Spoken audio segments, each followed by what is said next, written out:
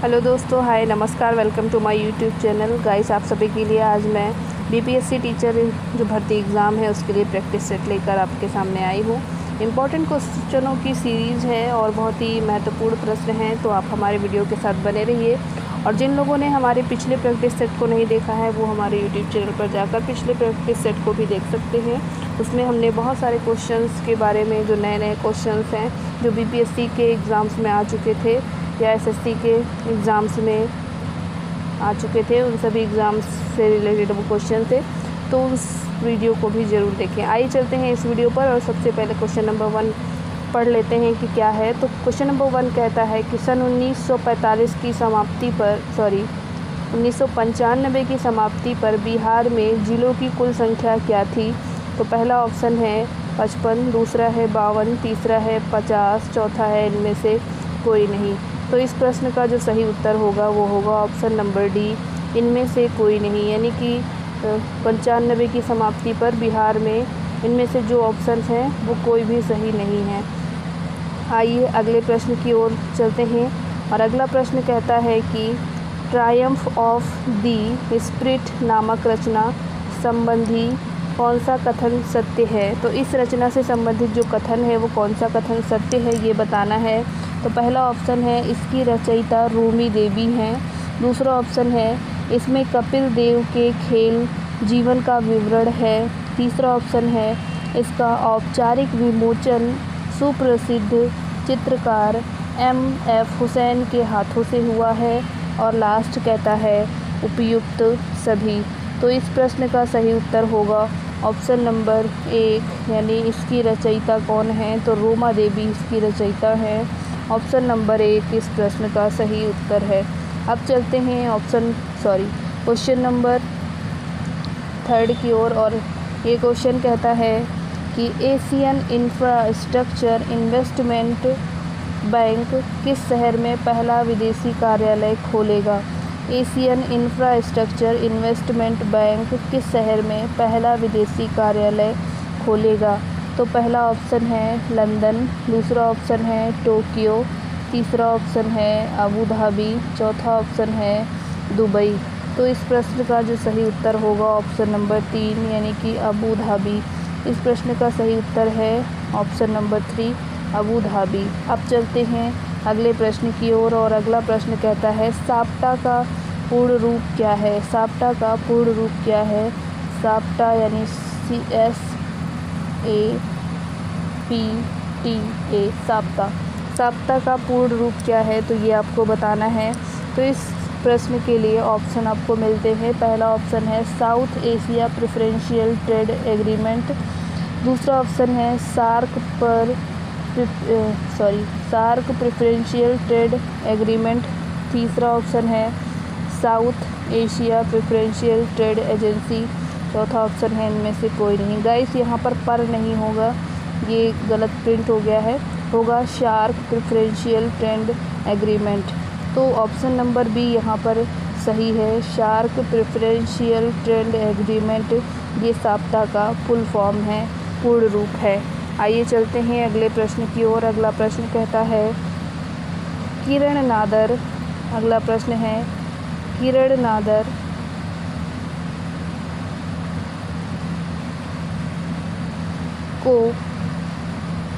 नादर को कला के क्षेत्र में योगदान देने के लिए किस देश ने सर्वोच्च नागरिक पुरस्कार से सम्मानित किया है। किरण नादर को कला के क्षेत्र में योगदान देने के लिए किस क्षेत्र में सर्वोच्च नागरिक पुरस्कार से सम्मानित किया गया है। तो पहला ऑप्शन है डेनमार्क, दूसरा ऑप्शन है फ्रांस, तीसरा ऑप्शन है ऑस्ट्रेलिया, चौथा ऑप्शन है अमेरिका। तो इन चारों ऑप्शंस में से जो सही उत्तर होगा वो होगा अमेरिका। अमेरिका इस प्रश्न का सही उत्तर है, इनको ही ये सर्वोच्च नागरिक सम्मान दिया गया है। अब चलते हैं अगले प्रश्न की ओर। अगला प्रश्न है हमारा किसे हाल ही में प्रतिष्ठित संतोकबा मानवतावादी पुरस्कार दिया गया। हाल ही में किसे संतोकबा मानवतावादी पुरस्कार दिया गया है। पहला ऑप्शन है सोनम वांगचुक, दूसरा ऑप्शन है सबिता बेगम, तीसरा ऑप्शन है राजकुमारी बनर्जी, चौथा है दया भाई। तो ये किसको मिला है, तो ये मिला है सोनम वांगचुक को और ऑप्शन नंबर ए यहाँ पर सही उत्तर है। अब चलते हैं अगले प्रश्न की ओर। अगला प्रश्न है, हड़प्पा में मिट्टी के बर्तनों पर सामान्यतः किस रंग का उपयोग हुआ है? हड़प्पा में मिट्टी के बर्तनों पर सामान्यतः किस रंग का प्रयोग हुआ है? पहला है लाल रंग, दूसरा है नीला हरा रंग, तीसरा है पीला रंग, चौथा है नीला रंग। तो यहाँ पर जो सही उत्तर होगा वो होगा नीला रंग। ऑप्शन नंबर डी यहाँ पर सही उत्तर होगा। अब चलते हैं अगले प्रश्न की ओर। अगला प्रश्न है, ऋग्वेद संहिता का नवा मंडल कुर्ता किसको समर्पित है? ऋग्वेद संहिता का नवा मंडल किसको समर्पित है? तो पहला ऑप्शन है इंद्र और हाथी, दूसरा है उर्वशी एवं स्वर्ग, तीसरा ऑप्शन है पौधे और जड़ी बूटियों से संबंधित देवतागण, और डी ऑप्शन है सोम और किस पेड़ पर नामांकित देवता। तो यहाँ पर ऑप्शन नंबर सी सही होगा, पौधे और जड़ी बूटियों से संबंधित जो देवतागण है उनके लिए। यहाँ पर अब चलते हैं अगले प्रश्न की ओर। अगला प्रश्न कहता है, धर्मशास्त्रों में भू राजस्व की दर क्या है? धर्मशास्त्रों में भू राजस्व की दर क्या है? पहला ऑप्शन है 1/3, दूसरा है 1/4, तीसरा है 1/6, चौथा है 1/8। तो यहाँ पर जो सही उत्तर होगा वो होगा 1/3। धर्मशास्त्रों में भू राजस्व की दर 1/3 है। अब अगले प्रश्न की ओर चलते हैं और अगला प्रश्न कहता है, बराबर की गुफाओं का उपयोग किसने आश्रय गृह के रूप में किया था? बराबर की गुफाओं का प्रयोग किसने आश्रय गृह के रूप में किया था? आश्रय गृह का मतलब रहने के लिए जो घर होते हैं उसके रूप में प्रयोग किया था। तो पहला ऑप्शन है आजीविका ने, दूसरा है थारू ने, तीसरा है जैनों ने, चौथा है तांत्रिकों ने। तो यहाँ जो ऑप्शन सही है वो फर्स्ट वाला ऑप्शन सही होगा। आजीविका ने क्या किया? तो बराबर की गुफाओं में आश्रय की तरह रहे वो। आइए अगले प्रश्न की ओर मूव करते हैं और अगला प्रश्न कहता है कि निम्न में से सबसे पूर्वकालिक जैन ग्रंथ कौन सा है? निम्न में से सबसे पूर्वकालिक जैन ग्रंथ कौन सा है? पहला है 12 अंग, दूसरा है 12 उपंग, तीसरा है 14 पूर्व और चौथा है 14 उपपूर्व। तो यहाँ जो सही उत्तर होगा ऑप्शन नंबर सी यहाँ पर सही है, 14 पूर्व। आइए अगले प्रश्न की ओर मूव करते हैं और अगला प्रश्न कहता है, भारत में खनिज उत्पादन में समृद्ध राज्य पहचानिए। भारत में खनिज उत्पादन में समृद्ध राज्य पहचानिए। पहला ऑप्शन राजस्थान, दूसरा मध्य प्रदेश, तीसरा है बिहार, चौथा है उड़ीसा। तो भारत में खनिज का जो समृद्ध उत्पादन है वो कौन करता है? तो बिहार करता है। ऑप्शन नंबर सी यहाँ पर सही उत्तर होगा। अब चलते हैं अगले प्रश्न की ओर और अगला प्रश्न यहाँ पर कहता है कि भारत का सर्वप्रथम उर्वरक संयंत्र कहाँ लगा था? भारत का सर्वप्रथम उर्वरक संयंत्र कहाँ लगा था? तो पहला ऑप्शन है नांगल, दूसरा है सिंदरी, तीसरा है ऑलवे, चौथा है ट्रामवे। तो यहाँ पर कहाँ लगा था? तो ये ट्रामवे में लगा था। ऑप्शन नंबर डी यहाँ पर सही उत्तर होगा। आइए चलते हैं अगले प्रश्न की ओर। अगला प्रश्न है हमारा, यदि भारत की जनसंख्या में 2% की वृद्धि की दर हो जाए तो जनसंख्या आज की आबादी की कितने गुना हो जाएगी? कितने ईयर में ये आपको बताना है। तो पहला ऑप्शन है 25 वर्ष में, दूसरा है 30 वर्ष में, तीसरा है 35 वर्ष में और फोर्थ ऑप्शन है 40 वर्ष में। तो ये हो जाएगा ऑप्शन नंबर बी, यानी 30 वर्षों में क्या हो जाएगा? तो 2% की वार्षिक दर से जनसंख्या क्या हो जाएगी? दोगुनी हो जाएगी 30 वर्षों में। आइए अगले प्रश्न की ओर चलते हैं। अगला प्रश्न कहता है कि किस भारतीय को ऑस्ट्रेलिया के सर्वोच्च नागरिक सम्मान से सम्मानित किया गया है?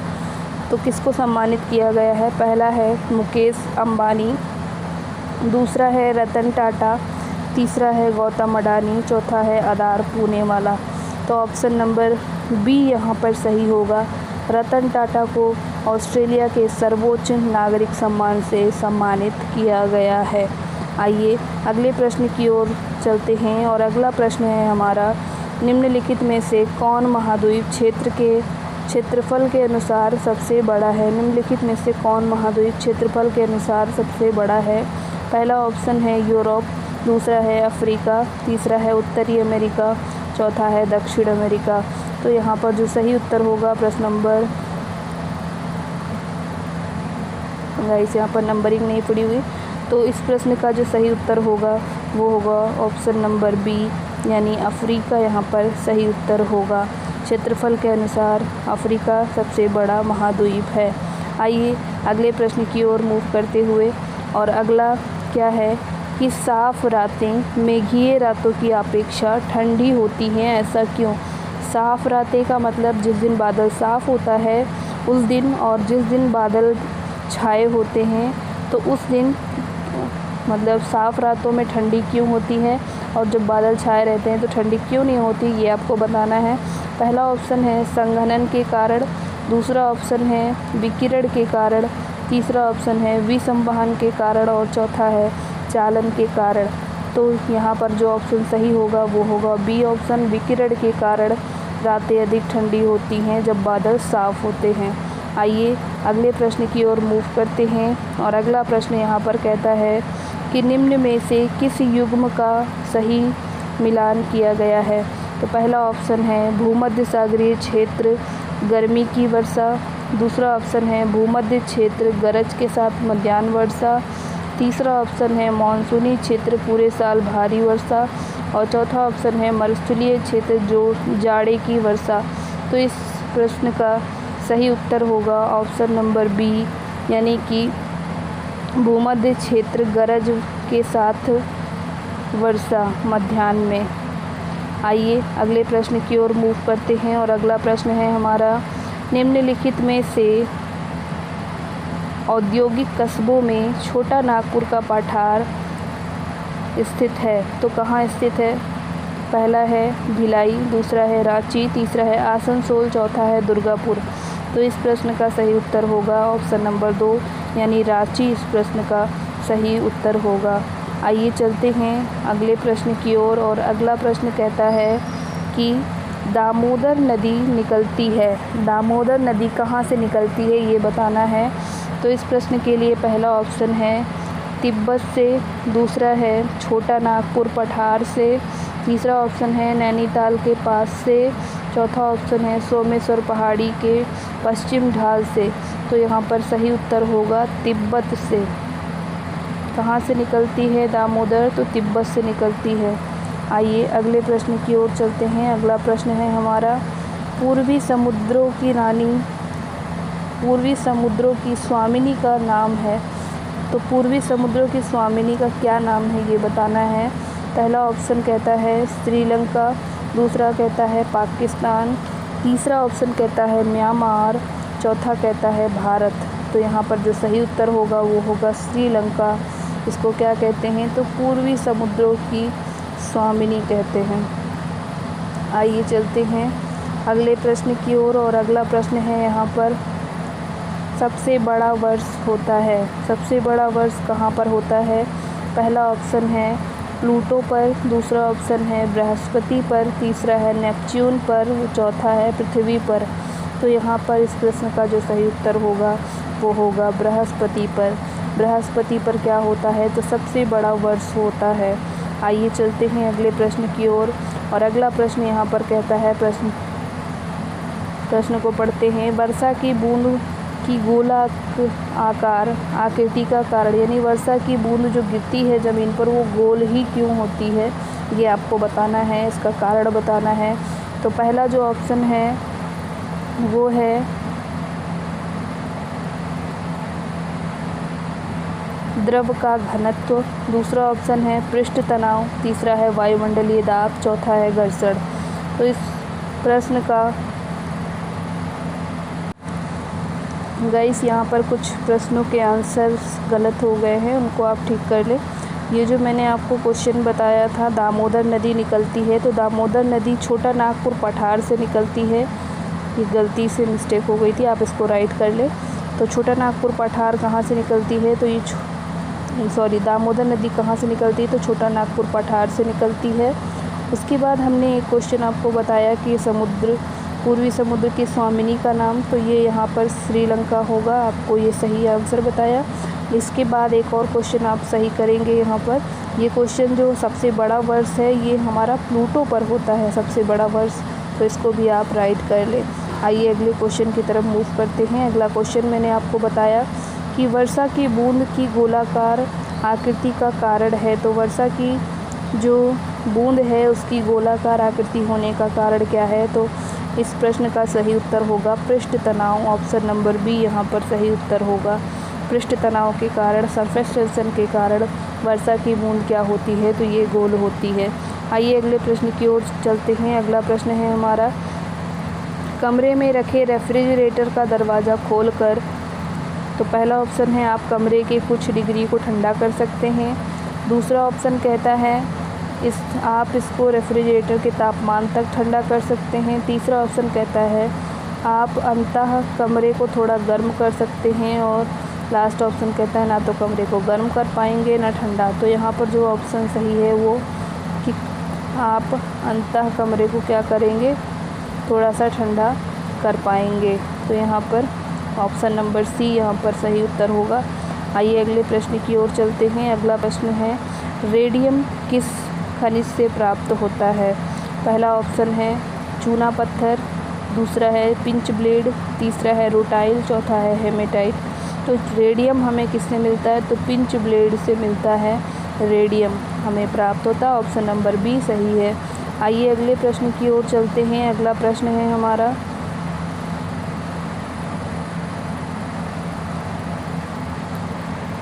परमाणु बम का सिद्धांत आधारित है। परमाणु बम का सिद्धांत किस पर आधारित है ये बताना है।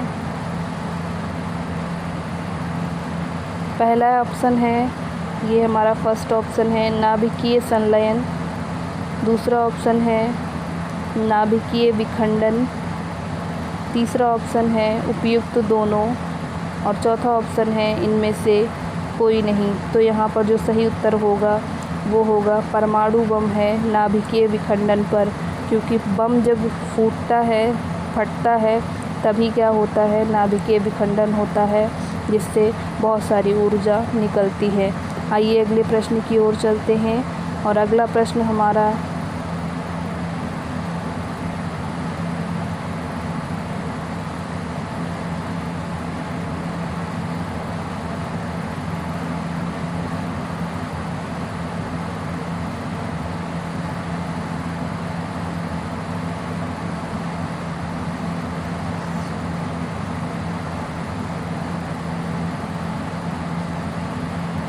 अगला प्रश्न कहता है, नेक्स्ट क्वेश्चन है हमारा, 1878 का वर्नाकुलर नहीं बल्कि वर्नाकुलर होगा, तो इसको आप सही कर ले। वर्नाकुलर प्रेस एक्ट किसने रद्द किया था। पहला ऑप्शन है लॉर्ड रिपन, दूसरा है लॉर्ड लिटन, तीसरा है लॉर्ड कर्जन, चौथा है लॉर्ड मिंटो। तो इसमें सही ऑप्शन क्या है, तो लॉर्ड रिपन इसका सही उत्तर होगा। आइए अगले प्रश्न की ओर मूव करते हैं। अगला प्रश्न है अमेरिका में फ्री हिंदुस्तान अखबार किसने शुरू किया था। पहला ऑप्शन है रामनाथ पुरी, दूसरा है जीटी कुमार, तीसरा है लाला हरदयाल, और चौथा है तारकनाथ दास। तो इसमें जो सही उत्तर होगा वो होगा तारकनाथ दास। ऑप्शन नंबर डी यहाँ पर सही उत्तर होगा। आइए अब अगले प्रश्न की ओर मूव करते हैं। अगला प्रश्न है हमारा, गदर क्रांति झड़ने का महत्वपूर्ण कारण था।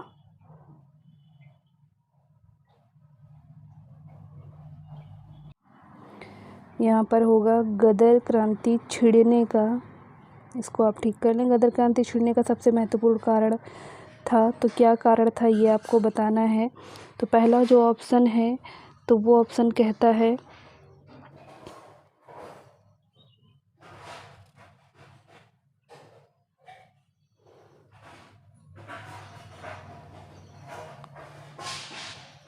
लाला हरदयाल की गिरफ्तारी, दूसरा है कामागाटा मारू घटना, तीसरा है प्रथम विश्व युद्ध, चौथा है करतार सिंह सरोभा का फांसी। तो यहाँ पर जो सही उत्तर होगा वो कामागाटा मारू की जो घटना है वो गदर क्रांति छिड़ने का कारण थी। आइए अगले प्रश्न की ओर मूव करते हैं। अगला प्रश्न है हमारा, किस अधिवेशन में होम रूल समर्थक अपनी राजनीतिक शक्ति का सफलतापूर्वक प्रदर्शन कर सके? तो पहला जो ऑप्शन है वो कांग्रेस का 1916 का लखनऊ अधिवेशन, दूसरा कहता है 1920 का मुंबई में होने वाला ऑल इंडिया ट्रेड यूनियन अधिवेशन, तीसरा है 1918 में होने वाली प्रथम AUP किसान सभा, और लास्ट ऑप्शन कहता है 1938 में नागपुर का संयुक्त AIUC और NTU सभा। तो इस प्रश्न का जो सही उत्तर होगा वो होगा ऑप्शन नंबर 1, यानी कि लखनऊ अधिवेशन में ये हुआ था कांग्रेस 1916। ऑप्शन नंबर 1 इस प्रश्न का सही उत्तर है। आइए चलते हैं अगले प्रश्न की ओर। अगला प्रश्न है, इंडियन अनरेस्ट के लेखक कौन थे? इंडियन अनरेस्ट के लेखक कौन थे? पहला ऑप्शन है दादा भाई नौरोजी, दूसरा है श्रीमती एनी बेसेंट, तीसरा है लाला लाजपत राय, चौथा है वैलेंटाइन सिरोल। तो इस प्रश्न का जो सही उत्तर होगा वो होगा वैलेंटाइन सिरोल, इंडियन अनरेस्ट के ये लेखक थे। आइए अगले प्रश्न की ओर चलते हैं। अगला प्रश्न कहता है कि वह भाषा जो भारत में हिंदी के बाद वक्ताओं की दूसरी सबसे अधिक संख्या में बोली जाने वाली भाषा है, तो वो कौन सी भाषा है? पहला है मराठी, दूसरा है तमिल, तीसरा है बंगाली, चौथा है उर्दू। तो इस प्रश्न का सही उत्तर है बंगाली। कि दूसरे नंबर पे कौन आता है? तो बंगाली आता है। आइए चलते हैं अगले प्रश्न की ओर। अगला प्रश्न है हमारा, स्विट्जरलैंड में बोली जाने वाली प्रधान भाषाएं हैं। तो स्विट्जरलैंड में बोले जाने वाली प्रधान भाषा कौन सी है? तो पहला ऑप्शन है केवल जर्मन, दूसरा है केवल फ्रेंच, तीसरा है जर्मन और फ्रेंच, चौथा है जर्मन फ्रेंच इटालियन। तो यहाँ पर 3 भाषाएं बोली जाती हैं, जर्मन, फ्रेंच और इटालियन। ऑप्शन नंबर डी इस प्रश्न का सही उत्तर होगा। आइए चलते हैं अगले प्रश्न की ओर। अगला प्रश्न है, यूनेस्को की कार्य भाषाएँ हैं। तो यूनेस्को की कार्य भाषाएँ क्या हैं ये आपको बताना है। तो इस प्रश्न के लिए पहला ऑप्शन है हमारा केवल फ्रेंच, दूसरा है केवल अंग्रेजी, तीसरा है अंग्रेजी और फ्रेंच, चौथा है अंग्रेजी, फ्रेंच, रूसी। तो इस प्रश्न का सही उत्तर होगा अंग्रेजी और French. Option number C is the right answer for the question. Now the next question says that life divine नामक पुस्तक के लेखक कौन हैं? तो लाइफ डिवाइन पुस्तक किसने लिखी है ये बताना है। पहला ऑप्शन है S राधा कृष्णन, दूसरा है मुल्क राजानंद, तीसरा है अरविंद घोष, चौथा है स्वामी विवेकानंद। तो लाइफ डिवाइन किसने लिखा है? तो ये लिखा है अरविंद घोष ने। Option number C is the right answer. Now the question, अगले क्वेश्चन की ओर चलते हैं। अगले प्रश्न की ओर मूव करते हुए, तो अगला प्रश्न है हमारा, निम्नलिखित में से कौन सा युग्म गलत है? तो निम्नलिखित में से कौन सा युग्म गलत है आपको ये बताना है। और ये कहता है पहला ऑप्शन कि भीमसेन जोशी शास्त्रीय गायन, दूसरा ऑप्शन कहता है अल्लाह रखा तबला, तीसरा ऑप्शन कहता है देबू चौधरी सितार, चौथा ऑप्शन कहता है MS सुब्बलक्ष्मी बांसुरी। तो इस प्रश्न का सही उत्तर होगा MS सुब्बलक्ष्मी बांसुरी। ये युग्म क्या है? तो गलत है। ऑप्शन नंबर डी इस प्रश्न का सही उत्तर है। आइए चलते हैं अगले प्रश्न की ओर। अगला प्रश्न है हमारा, निम्नलिखित में से पत्रकारों में मैग्सेसे पुरस्कार प्राप्त करने वाला कौन है? किसने ये रमन मैग्सेसे पुरस्कार प्राप्त किया? तो पहला ऑप्शन है खुशवंत सिंह, दूसरा है अरुण शौरी, तीसरा है धर्मवीर भारती, चौथा है कमलेश्वर। तो इस प्रश्न का जो सही उत्तर होगा option number B Arun Shourie. यहाँ पर इन्होंने रमन मैग्सेसे पुरस्कार को प्राप्त किया। आइए अगले प्रश्न की ओर चलते हैं। अगला प्रश्न है हमारा, लक्षद्वीप टापू स्थित है। लक्षद्वीप टापू कहाँ स्थित है? पहला है दक्षिण पश्चिम भारत में, दूसरा है दक्षिण भारत में, तीसरा है दक्षिण पूर्वी भारत में, चौथा ऑप्शन है पश्चिम बंगाल के निकट पूर्ववर्ती। तो ऑप्शन नंबर 1 इसका सही उत्तर है दक्षिण पश्चिम भारत में। और ये अगले प्रश्न की ओर मूव करते हैं। अगला प्रश्न कहता है कि भारत में महारानी विक्टोरिया को भारत की साम्राज्ञी कब नियुक्त किया गया। फर्स्ट ऑप्शन है 1858, सेकंड ऑप्शन है 1876, थर्ड ऑप्शन है 1877 और फोर है 1885। तो इस प्रश्न का सही उत्तर है 1877। ऑप्शन नंबर सी सही है। आइए अगले प्रश्न की ओर चलते हैं। अगला प्रश्न कहता है किसे हाल ही में 64 साल बाद व्यक्तिगत रूप से रमन मैग्सेसे पुरस्कार मिला। तो किसे मिला व्यक्तिगत रूप से।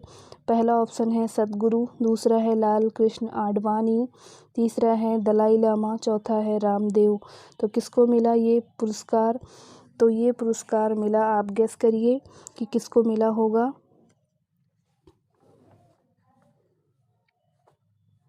तो ये मिला है हमारे प्रिय रामदेव बाबा को। ऑप्शन नंबर डी इस प्रश्न का सही उत्तर है। आइए चलते हैं अगले प्रश्न की ओर। अगला प्रश्न है हमारा भारत सरकार के राजस्व का प्रधान स्रोत है। तो भारत सरकार के राजस्व का प्रधान स्रोत क्या है। पहला है प्रत्यक्ष कर, दूसरा है अप्रत्यक्ष कर, तीसरा है घाटा पूर्ति, चौथा है रिजर्व बैंक से उधार देना। तो यहाँ पर क्या है अप्रत्यक्ष कर, ये क्या है भारत सरकार के राजस्व का प्रधान स्रोत है। आइए चलते हैं अगले प्रश्न की ओर। अगला प्रश्न है पंचवर्षीय योजना की कौन सी अवधि सत्य नहीं है। पंचवर्षीय योजना की कौन सी अवधि सत्य नहीं है। पहला ऑप्शन है प्रथम 1951 से 1956, दूसरा है द्वितीय 1956 से 1961, तृतीय 1961 से 66 और चौथा कहता है 66 से 71। तो इस प्रश्न का सही उत्तर होगा ऑप्शन नंबर डी कि 66 से लेकर 71 ये अवधि सत्य नहीं है। आइए अगले प्रश्न की ओर चलते हैं। अगला प्रश्न कहता है कि वर्ष 2022 का वर्ल्ड कप जीता था। तो वर्ल्ड कप किसने जीता था 2022 का। पहला ऑप्शन जर्मनी ने, दूसरा है कनाडा ने, तीसरा है स्वीडन ने, चौथा है संयुक्त राज्य अमेरिका ने। तो इस प्रश्न का सही उत्तर होगा कनाडा ने। ऑप्शन नंबर 20 प्रश्न का सही उत्तर होगा। आइए अगले प्रश्न की ओर चलते हैं। अगला प्रश्न है किस खेल के लिए थॉमस कप पुरस्कार दिया जाता है। पहला है टेनिस कप के लिए, दूसरा है फुटबॉल कप के लिए, तीसरा है गोल्फ के लिए, चौथा है बैडमिंटन के लिए। तो इस प्रश्न का जो सही उत्तर है वो क्या होगा। ऑप्शन नंबर डी सही है, बैडमिंटन के लिए थॉमस कप दिया जाता है। आइए अगले प्रश्न की ओर चलते हैं। अगला प्रश्न है प्रथम एशियाई खेल हुए थे। तो प्रथम एशियाई खेल कहाँ हुए थे। पहला है पेकिंग में, दूसरा है टोक्यो में, तीसरा है नई दिल्ली में, चौथा है कोलंबो में। तो प्रथम जो एशियाई खेल हुए थे वो नई दिल्ली में हुए थे। ऑप्शन नंबर सी इस प्रश्न का सही उत्तर होगा। आइए चलते हैं अगले प्रश्न की ओर। अगला प्रश्न कहता है किसे भारतीय नौसेना के नए उप प्रमुख के रूप में नियुक्त किया गया है। पहला है सुनील लांबा, दूसरा है संजय जगजीत सिंह, तीसरा है रॉबिन के धवन, चौथा है देवेंद्र कुमार जोशी। तो इस प्रश्न का सही उत्तर क्या होगा, आप गेस करिए कि किसे भारतीय नौसेना का उप प्रमुख बनाया गया है। तो भारतीय नौसेना का उप प्रमुख कौन है ये आपको बताना है। तो इस प्रश्न का सही उत्तर होगा ऑप्शन नंबर सी रॉबिन के धवन। रॉबिन के धवन को बनाया गया है नए उप प्रमुख। ऑप्शन नंबर सी।